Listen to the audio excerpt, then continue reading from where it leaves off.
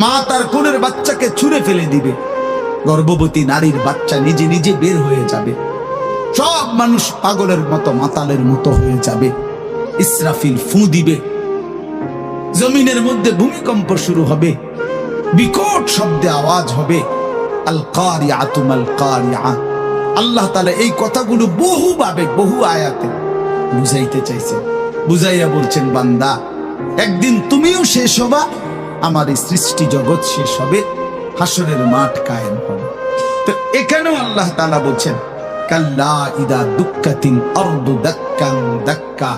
সাবধান বান্দা, মনে রেখো এই জমিন একদিন চূর্ণ বিচূর্ণ হয়ে যাবে। কি হবে বলেন না? ওইখানে একটা কথা আছে, লম্বা কথা। আতুহিব্বুনাল মালা হুব্বান জাম্মা।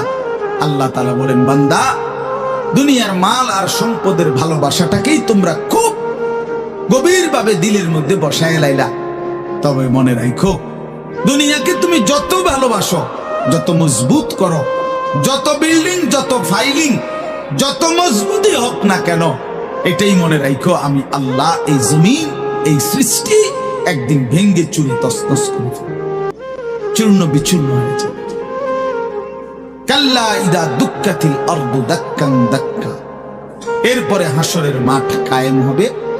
তো হাসরের মাঠের দৃশ্যটা আল্লাহ তুলে ধরছে, যে হাসরের মাঠ কায়েম হবে, মানুষগুলো সব দাঁড়ানো থাকবে, আদম থেকে ইসরাফিলের ফুঁক